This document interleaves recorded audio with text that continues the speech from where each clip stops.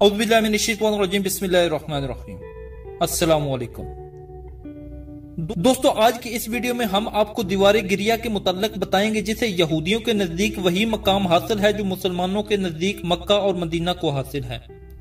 नाजरीन, इस दीवार को दीवार गिरिया इसलिए कहा जाता है कि यहूदी इस दीवार के पास आकर आहुजारी करते हैं। ये वही दीवार है जिसे मुसलमान दीवार बराक कहते हैं। ये तीनों मज़ाहिब मुसलमानों, यहूदियों और ईसाइयों का मुकद्दस तरीन मकाम है। दीवार गिरिया कदीम शहर यरूशलेम में वाक़े यहूदियों की अहम मजहबी यादगार है।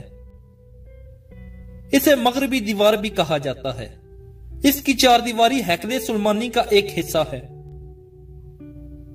ईसाइयों की अंजील के मुताबिक यहाँ कोहे मूरिया पर हजरत इब्राहिम अलैहिस्सलाम के बेटे की कुर्बानी पर अल्लाह के इम्तिहान में कामयाब हुए थे। यही वो जगह थी जहां मसीहा की आमद पर मर्दों को बख्श दिया जाएगा।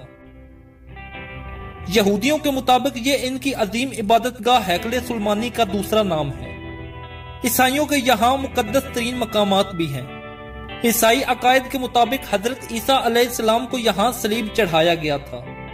यहूदियों की किताब तलमूद के मुताबिक यही वो मकाम है जहां की मिट्टी से हजरत आदम अलैहिस्सलाम की तख्लीक की गई थी और यहीं पर मसीहा की आमद पर मर्दों को बख्श दिया जाएगा।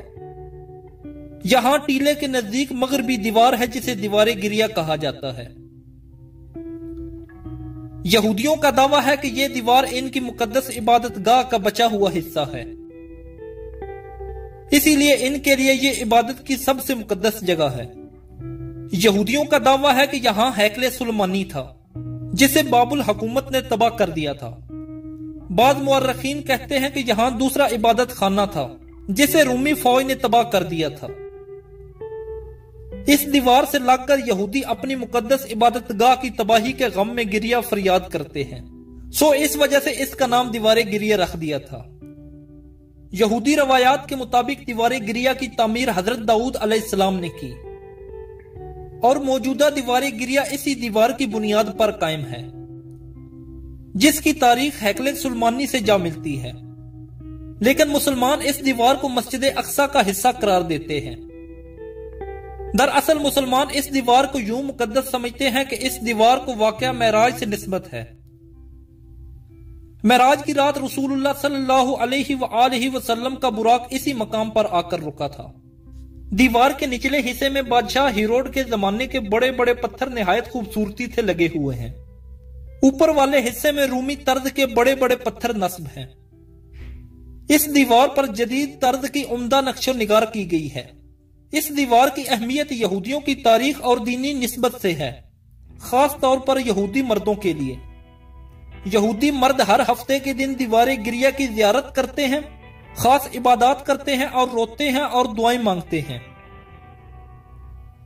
जबले जैतून पहाड़ के दामन में यहूदियों का एक कदीम कब्रिस्तान है जो पुराने यरूशलेम शहर से बहुत करीब है। हजारों सालों से यहां मुर्दे दफन करने का सिलसिला बगैर रुके चल रहा है। जबले जैतून पर मुर्दे दफन करने का सिलसिला फर्स्ट टेंपल पीरियड में शुरू हुआ और आज तक जारी है। इस कब्रिस्तान में 70,000 के करीब मुख्तलिफ जमाने के यहूदी तारीख के अहम लोगों की कब्रें हैं और यहूदियों का मानना बल्कि अकीदा है कि अल्लाह ताला आखिरत में यहां दफन होने वालों को बख्श देगा।